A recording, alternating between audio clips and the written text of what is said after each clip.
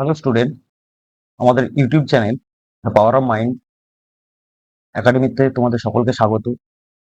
আজকের ভিডিওটি একটু অন্যরকম ভাবে আজকে আমি তোমাদেরকে পড়াবো। আজকের এই ভিডিওয় ভারতের সংবিধানের একটি গুরুত্বপূর্ণ চ্যাপ্টার রিটস, সেটা নিয়ে আজকে আমরা আলোচনা করব। তবে ক্লাসটা কিন্তু একটু অন্য ধরনের হবে, তোমরা অবশ্যই মন দিয়ে দেখবে। পুরো যেভাবে তোমরা থাম্বনেইলে দেখেছো, যে ইমেজের মাধ্যমে তোমাদেরকে একদম স্পষ্টভাবে ক্লিয়ার করে দেবো। তোমরা অনেকেই পড়েছো রিট সম্পর্কে, কিন্তু গুলিয়ে যায় তোমাদের ক্ষেত্রে। পড়ার পরেও তোমরা বুঝতে পারো না যে কোনটা ম্যান্ডামাস হবে, কোনটা কোয়ারেন্ট হবে, কোনটা সার্সিওরারি হবে। এই যে জিনিসটা তোমাদের মধ্যে ঘটে, এই ভিডিও দেখার পর আশা করি তোমাদের মধ্যে আর এই ধারণাটা থাকবে না। স্পষ্টভাবে একটা ধারণা তৈরি হবে যে রিট কি এবং কেমন ভাবে কাজ করে কোন রিটটা। তো চলো ভিডিও শুরু করা যাক। দেখো, রিট কি? রিট হচ্ছে একটা রিটেন অর্ডার। রিট কি যদি এক কথায় বলা হয় তাহলে হবে একটা রিটেন অর্ডার বা লিখিত আদেশ। এই লিখিত আদেশ কখন জারি করা হয়? স্পষ্টভাবে মনে রাখুন, ঠিক এইরকম ভাবে যখন কোনো ভারতীয় নাগরিকের মৌলিক অধিকার লঙ্ঘন হয়, তখন সুপ্রিম কোর্ট বা হাইকোর্ট একটা লিখিত অর্ডার জারি করে, যাতে তার এই মৌলিক অধিকার হানি থেকে সে রক্ষা পায়। ক্লিয়ার হয়েছে? তাহলে রিট কি? রিট হচ্ছে একটা লিখিত আদেশ, রিটেন অর্ডার বা হচ্ছে লিখিত আদেশনামা। আদেশনামা, ওকে। তাহলে কখন এই লিখিত আদেশনামা প্রয়োগ করে? যখন তাদের বা ভারতীয় নাগরিকদের কি হয়, ফান্ডামেন্টাল রাইটস ভায়োলেট হয়। ফান্ডামেন্টাল রাইটস যখন তোমার ভায়োলেট হবে, তখন সুপ্রিম কোর্ট বা হাইকোর্ট রিট জারি করবে। তো রিট যখন জারি করবে, নিশ্চয় সুপ্রিম কোর্ট এবং হাইকোর্টের কাছে কিছু প্রভিশন রয়েছে, যার উপর ভিত্তি করে রিট জারি করতে পারবে। তো সেই প্রভিশনটা কি? সেই প্রভিশনটার কথা বলা আছে আর্টিকেল 32 এবং 226-এ। আর্টিকেল 32-এ সুপ্রিম কোর্টকে অধিকার দেওয়া হয়েছে এবং আর্টিকেল 226-এ হাইকোর্টকে অধিকার দেওয়া হয়েছে যে তোমরা রিট জারি করতে পারবে। তো কোন কোন ক্ষেত্রে রিট জারি করবে, কিভাবে করবে, সেটা নিয়ে আমরা আলোচনা করব। তার আগে আমাদেরকে বেসিক একটা ধারণা রাখতে হবে আর্টিকেল 32 এবং 226। দেখো, আর্টিকেল 32 এ কি বলা হয়েছে? Right two constitutional remedies. এই কথার অর্থ কি? এই কথাটার অর্থ যদি আমি তোমাকে স্পষ্টভাবে বোঝাই, তাহলে হচ্ছে একজন ব্যক্তি কি হলো, সে অসুস্থ হলো। অসুস্থ হওয়ার পর সে কার কাছে যাবে? সে যাবে ডক্টরের কাছে। তো ডক্টরের কাছে গিয়ে বলবে যে আমার এই প্রবলেম হয়েছে। ডক্টর তখন তাকে কি করবে? মেডিসিন দেবে। এই ক্ষেত্রে ধরো তুমি সিটিজেন ভারতের, তোমার কোনো ফান্ডামেন্টাল রাইটস কি হলো? ভায়োলেট হলো। তুমি কার কাছে যাবে? তুমি যাবে সুপ্রিম কোর্ট বা হাইকোর্টের কাছে, গিয়ে বললে যে এই এই আমার অধিকার ভায়োলেট হয়েছে। তখন সুপ্রিম কোর্ট বা হাইকোর্ট তোমার ওই অধিকার যাতে লঙ্ঘন না হয় সেই জন্য একটা আদেশনামা জারি করবে। কিন্তু এক্সেপশন আছে এখানে, যেটা হচ্ছে যদি আমাদের এমার্জেন্সি চলে। এমার্জেন্সি যদি চলে, সেই ক্ষেত্রে কিন্তু এটা কাজ করবে না, এটা মনে রাখতে হবে। দেখো, সেই ডক্টর বি আর আম্বেদকর সেই জন্য এই আর্টিকেল 32-কে কি বলেছে? The very soul of the constitution and the very heart of it. অর্থাৎ কি? এটা হচ্ছে ভারতীয় সংবিধানের আত্মা এবং হৃদয়। ঠিক আছে? এরপরে আর্টিকেল 226। আর্টিকেল 226, 226-এ কি বলা আছে? এখানে হাইকোর্টকে প্রভিশন দেওয়া হয়েছে যে ভাই তুমি রিট জারি করতে পারো যখন সাধারণ লোকের কি হবে? ফান্ডামেন্টাল রাইটস ভায়োলেট হবে অথবা লিগাল রাইটস ভায়োলেট হবে। দেখো, সুপ্রিম কোর্টের ক্ষেত্রে যেখানে আর্টিকেল 32 এর কথা বলা ছিল, সেই ক্ষেত্রে শুধুমাত্র আমি কি বলছিলাম? শুধুমাত্র বলেছিলাম যে ফান্ডামেন্টাল রাইটস যদি ভায়োলেট হয়, তাহলে কিন্তু সে রিট জারি করতে পারবে। কিন্তু 226-এর ক্ষেত্রে বা হাইকোর্টের ক্ষেত্রে যদি ফান্ডামেন্টাল রাইটস ভায়োলেট হয়, সেই ক্ষেত্রেও রিট জারি করতে পারবে। এবং যদি লিগাল রাইটস তার ভায়োলেট হয়, সেই ক্ষেত্রেও কি করতে পারবে? রিট জারি করতে পারবে।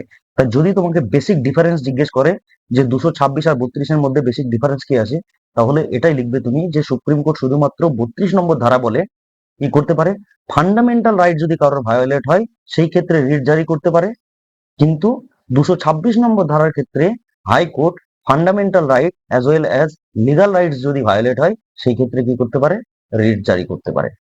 ক্লিয়ার? চলো তারপরে আমরা দেখে নিই। তার আগে একটা কথা বলি, এই যে রিটের কথা বলছি, এই রিটের ধারণা কোথা থেকে নেওয়া হয়েছে? এই রিটের ধারণা নেওয়া হয়েছে ভারতের সংবিধানে। কার কাছ থেকে? আমেরিকার কাছ থেকে। আমেরিকার সংবিধান থেকে বড় করা হয়েছে এই রিটের ধারণাকে। রিট কত প্রকারের হয়? রিট টোটাল আমাদের 5 প্রকারের হয়, 5 টাইপসের রিট হয়। তো সেই 5 টাইপস কি রিট সেটা আমরা দেখে নিই। দেখো এখানে 5টা রিটের কথা বলা আছে। একটা হচ্ছে habeas corpus, mandamus, prohibition, writ of certiorari আর কোয়ারেন্টো। এই যে টার্মগুলো তোমরা দেখছো, এই টার্মগুলো দেখে মনে হচ্ছে না একটু আলাদা রকমের টার্ম? কেননা অবশ্যই এগুলো আলাদা রকমের টার্ম মনে হবে, তার কারণ হচ্ছে প্রত্যেকটা ওয়ার্ড হচ্ছে ল্যাটিন শব্দ। কি শব্দ? ল্যাটিন শব্দ। তো এর ইংরেজি অর্থ আছে, বাংলা অর্থ আছে। বাংলা অর্থ কি? হেভিয়াস কর্পাসের বাংলা অর্থ হচ্ছে বন্দি প্রত্যক্ষীকরণ। কি বললাম? বন্দি প্রত্যক্ষীকরণ। আচ্ছা, আমার হাতের লেখা একটু খারাপ, তোমরা কিন্তু মানিয়ে নেবে, ঠিক আছে? তারপরে ম্যান্ডামাস এর কথার অর্থ কি? হচ্ছে পরমাদেশ। পরমাদেশ। প্রহিবিশন এর কথাটির অর্থ হচ্ছে নিষেধ। প্রহিবিশন কথাটির অর্থ হচ্ছে নিষেধ। আর রিট অফ সার্সিওরারি এই কথাটার অর্থ কি? উৎপ্রেষণ। উৎপ্রেষণ। দেখো এই জিনিসগুলো কি সেগুলো আমি অবশ্যই বলবো তোমাদেরকে পরে, এবং ছবির মাধ্যমে তোমাদেরকে দেখাবো।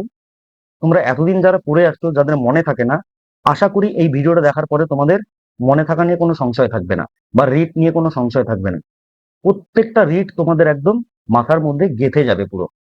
ঠিক আছে? সেই জন্য অবশ্যই তোমরা কিন্তু ভিডিওটিকে শেষ পর্যন্ত দেখবে। আর একটা রিকোয়েস্ট, যারা আমাদের চ্যানেলে নতুন, নতুন চ্যানেল আমাদের, আমাদের পুরোনো আগে একটা চ্যানেল ছিল টিপিএম একাডেমি অনলাইন নামে, তো সেখানে আমরা বিশেষ কারণবশত আর কোনো ভিডিও আপলোড করছি না। এই চ্যানেলে এবার থেকে ভিডিও আপলোড হবে প্রত্যেক সাবজেক্টের উপর, বিভিন্ন স্যারেরা ক্লাস নেবেন।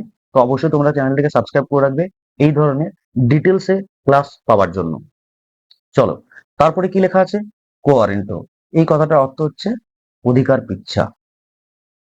অধিকার পৃচ্ছা। আমি এই জিনিসগুলোকে তোমাদেরকে ডিটেলসে বলে দিচ্ছি, ঠিক আছে? তাহলে হেভিয়াস কর্পাস এর বাংলা অর্থ হচ্ছে বন্দি প্রত্যক্ষীকরণ, ম্যান্ডামাস হচ্ছে পরমাদেশ বা আদেশ, প্রহিবিশন হচ্ছে নিষেধ বা নিষেধাজ্ঞা, রিট অফ সার্সিওরারি হচ্ছে উৎপ্রেষণ, আর কোয়ারেন্টো কথার অর্থ হচ্ছে অধিকার পৃচ্ছা। মনে থাকবে? এই 5টা ওয়ার্ড কিন্তু তোমাদের মনে রাখতে হবে। তারপরে একে একে আমরা দেখে নিই যে এইগুলো কি বলতে চেয়েছে।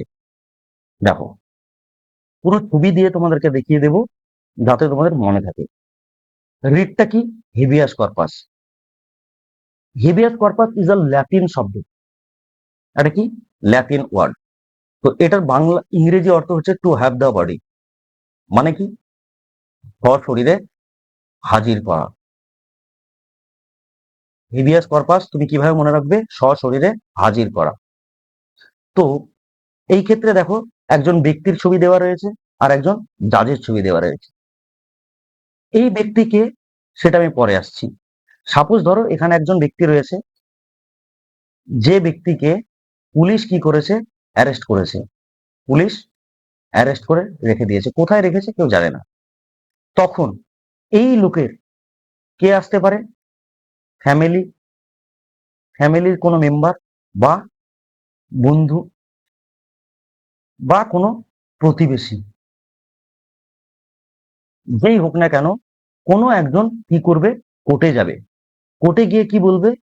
যে your honour, my client has been detain illegally, I am here to ask for his body. তো কিসের বলে যাচ্ছে? সে যাচ্ছে হেভিয়াস কর্পাস। যদি সুপ্রিম কোর্টে যায় তাহলে আর্টিকেল 32 বলে যাবে, এবং যদি হাইকোর্টে যায় তাহলে 226 বলে যাবে। গিয়ে কি বলবে? যে মাই লর্ড, আমার বন্ধু বা আমার ছেলে বা আমার ভাই, তাকে পুলিশ ইল্লিগালি অ্যারেস্ট করেছে, তাকে আমাদের সামনে নিয়ে আসা হোক। ঠিক আছে? যখন এটা কোর্ট শুনলো এবং কোর্ট দেখলো বিচার করে যে সত্যিই তাকে ইল্লিগালি অ্যারেস্ট করা হয়েছে, তখন কোর্ট কি করবে? একটা রিটেন অর্ডার দেবে। আগেই বলেছিলাম রিট কি? Written order. রিটেন অর্ডার দিয়ে কি বলবে?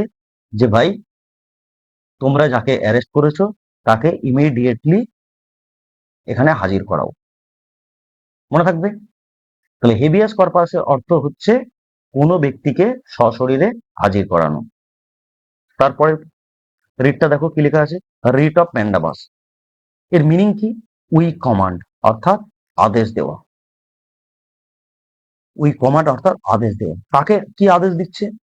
দেখো এখানে তিনটে পিকচার দেওয়া রয়েছে। একদিকে একজন ব্যক্তি রয়েছে, মধ্যেখানে রয়েছে জাজ, আর একদিকে পুলিশের ছবি দেওয়া রয়েছে। আমরা অনেক সময় বা রিসেন্টলি আমরা নিউজে দেখতে পাচ্ছি যে কোনো একজন ব্যক্তি পুলিশের কাছে গেছিল, সে তার কোনো একটা অবজেকশন ছিল, কিন্তু পুলিশ এফআইআর নেয়নি। আমরা রিসেন্টলি শুনছি। তো যদি কোনো ক্ষেত্রে কোনো ব্যক্তির কোনো কেস পুলিশ না নেয়, সেই ক্ষেত্রে সেই ব্যক্তি কি করবে? কার কাছে যাবে? কোর্টের কাছে যাবে। কোর্ট তখন কি বলবে? যে we order you to take his complaint. আমি তোমাকে আদেশ দিচ্ছি, তুমি তার কমপ্লেনটাকে নাও। এটা আমি পুলিশের উদাহরণ দিয়ে তোমাদেরকে বোঝানোর জন্য বললাম। এটা হতে পারে অন্য কোনো অথরিটির বিরুদ্ধে, হতে পারে কোনো নিম্নতর আদালতের বিরুদ্ধে, বা হতে পারে কোনো ট্রাইব্যুনালের বিরুদ্ধে। ঠিক আছে? তুমি বলতে পারো যে আমি কোর্টে গেছিলাম, আমার কোর্টে আমার কথা শোনা হয়নি। সেই ক্ষেত্রেও সুপ্রিম কোর্ট বা হাইকোর্ট কি করবে? নিম্নতর কোর্টকে বলবে যে ভাই তুমি ওর কথা শোনো, ও কি বলতে চাইছে। ক্লিয়ার? চলো তারপরেটা দেখো, রিট অফ প্রহিবিশন। এটার অর্থ কি? টু ফরবিড বা প্রহিবিট। টু ফরবিড বা প্রহিবিট। এই প্রহিবিট কথার অর্থ কি বা ফরবিড কথার অর্থ কি? নিষেধাজ্ঞা। তো প্রহিবিশন এটা হচ্ছে ল্যাটিন শব্দ, এটার অর্থ হচ্ছে নিষেধাজ্ঞা বা নিষেধ। তো নিষেধ কিভাবে কি করছে? দেখো এখানেও তোমাদেরকে আমি ছবি দিয়ে ভালো করে বোঝানোর চেষ্টা করব। একজন ব্যক্তি, সে কি করলো? নিম্নতর আদালতে গেল, তার সমস্ত ঘটনা বলল, বলার পরে সেখানে কেসটা চলছে, কিন্তু সুপ্রিম কোর্ট বা হাইকোর্ট তখন কি করতে পারে? সেই কোর্টের কাছ থেকে সেই মামলাটাকে নিজের কাছে নিয়ে নিতে পারে। বললো ভাই, তোমাকে আর এই কোর্টের বা এই কেসের মামলা তোমার আর দেখার দরকার নেই, তোমরা এই কেসটাকে আমাকে দিয়ে দাও। যদি এই ব্যক্তি মনে করেন যে তার যে শুনানি সেটা ঠিকঠাক হচ্ছে না, বা তার কথা ঠিকঠাক নিম্নতর আদালতে শোনা হচ্ছে না, বা কেসটা ঠিকঠাক ভাবে হচ্ছে না, সেই ক্ষেত্রে কি করবে? হায়ার কোর্ট, নিম্নতর বা লোয়ার কোর্টের কাছ থেকে কেসটাকে নিজের কাছে ট্রান্সফার করে নেবে। ব্যাপারটাকে বোঝো। যখন এখানে কেসটা রানিং আছে, যখন কেসটা কি আছে? রানিং আছে। রানিং থাকাকালে কি করছে? উচ্চতর আদালত নিম্নতর আদালতের কাছ থেকে কেসটাকে ট্রান্সফার করে নিচ্ছে নিজের কাছে। পরেরটা দেখো, সার্সিওরারি কি বলেছে? To be certified. এই ক্ষেত্রে তুমি এরকম ভাবে মনে রাখো, যখন আগেরটা কি ছিল? পরিবেশনের ক্ষেত্রে কেস চলছিল। আর সার্সিওরারির ক্ষেত্রে কি হবে? যখন জাজমেন্ট হয়ে যাবে, we give you life time imprisonment. এই ব্যক্তিকে কি করলো? নিম্নতর আদালত বা ডিস্ট্রিক্ট কোর্ট, সাপোজ ধরো ডিস্ট্রিক্ট কোর্ট কি করলো? এই ব্যক্তিকে যাবজ্জীবন কারাদণ্ড দিল। তখন এই ব্যক্তি কি করবে? হায়ার কোর্টের কাছে গিয়ে বলবে যে আমার সঙ্গে অন্যায় করা হয়েছে, আমার বিচার ঠিকঠাক হয়নি, সেই জন্য আমাকে যাবজ্জীবন কারাদণ্ড দিয়েছে। তখন উচ্চতর আদালত কি করবে? সেই কেসটাকে তার কাছে নিয়ে নেবে এবং আগে যে জাজমেন্টটা হয়েছিল সেই জাজমেন্টটাকে কি করবে? ওয়াশ করে দেবে। ঠিক আছে? তাহলে একটা ক্ষেত্রে দেখলাম আমরা, প্রহিবিশনের ক্ষেত্রে যখন রানিং ছিল কেস, তখন কেসটাকে নিজের কাছে ট্রান্সফার করে নিল হায়ার কোর্ট। আর এই ক্ষেত্রে সার্সিরারির ক্ষেত্রে কি হচ্ছে? যখন জাজমেন্ট হয়ে গেছে, সেই জাজমেন্টকে কোয়াশ করে দিয়ে আবার নতুন জাজমেন্ট বা জাজমেন্টের জন্য আবার ট্রায়াল শুরু করছে হায়ার কোর্টে। ক্লিয়ার? তারপরেরটা দেখো, কোয়ারেন্টো। এই কোয়ারেন্টো কথার অর্থ কি? By what authority.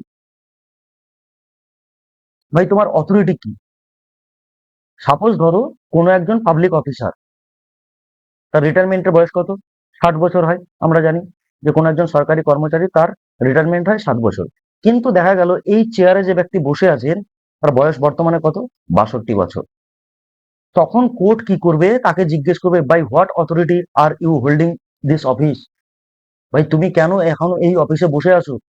তোমার তো রিটায়ারমেন্ট হয়ে গেছে 60 বছর বয়সে, তাহলে তোমার এখন 62 বছর বয়স, তুমি কি করে এই অফিসে থাকতে পারো? এই যে কোশ্চেন অ্যারাইজ করবে কোর্ট, বা একটা লিখিত অর্ডার দেবে যে কিসের ভিত্তিতে তুমি এখানে বসে আছো, এটাই হচ্ছে কোয়ারেন্ট। ক্লিয়ারলি বোঝাতে পারলাম আশা করি। যদি বুঝতে পারো বা তোমাদের যদি ক্লিয়ার হয় রিট সম্পর্কে, তাহলে অবশ্যই তোমরা কমেন্ট করে জানাবে। আর যদি ভালো লাগে তাহলে অবশ্যই একটা লাইক করবে। আজকের ভিডিওটি এই পর্যন্তই। Thank you.